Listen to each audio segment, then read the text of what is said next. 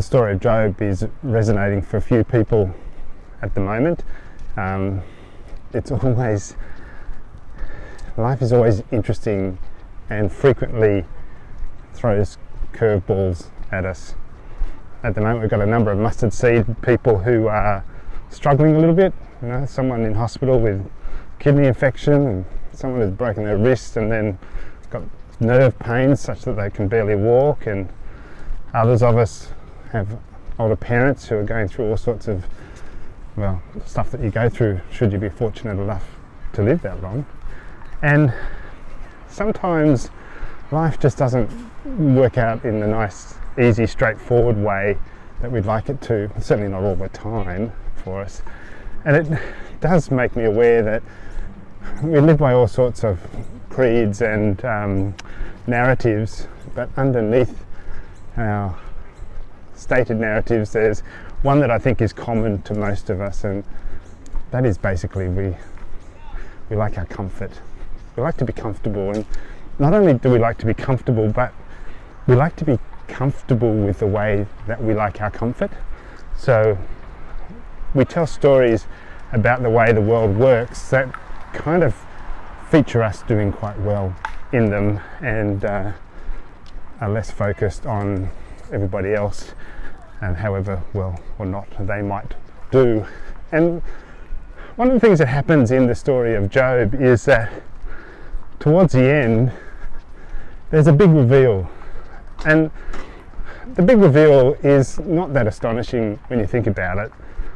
The big reveal is that God is God and we are not. And whilst that might feel so blooming obvious as to not needing to be stated, the reality is most of us, most of the time, live our lives in such a way that we think all of creation revolves around us. And it's a hard thing for us to come to terms with the actual reality that it doesn't all revolve around us. But that's an extremely liberating reality, because we are not people who can hold the whole universe together. Some people suffer the stress and the strain of feeling like they need to do that for their families or their communities or their workplaces or whatever it might be. But the truth is, we are never those people. We can't hold the universe together, and that's not our job. Phew.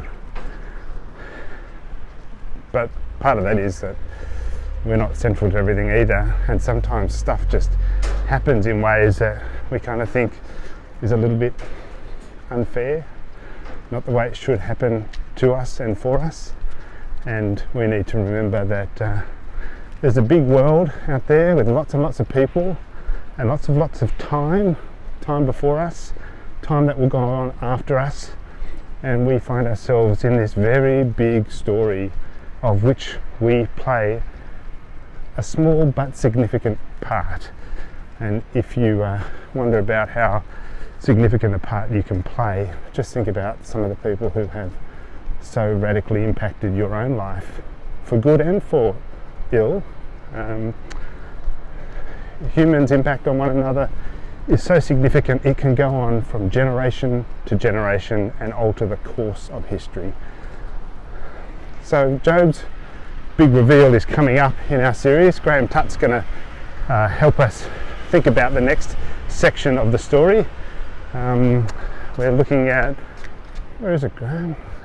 It's Job, right there. I'm going to put it in later because I can't remember what the verses are, and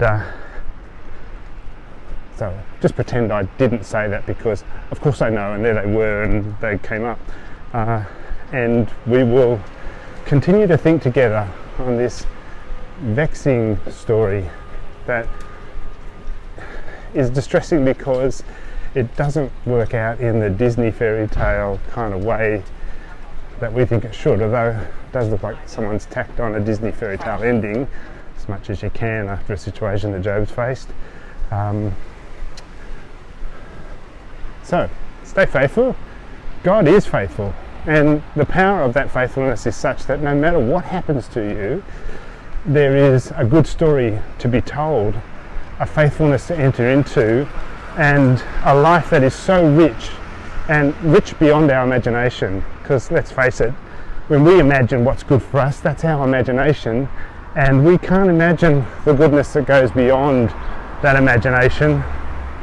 By definition, it's beyond our imagination. And so God has things that are so good that we haven't yet imagined, and we will discover them as we walk in faithfulness with God. Do that this week, and we'll see what turns up, eh? God bless. Amen.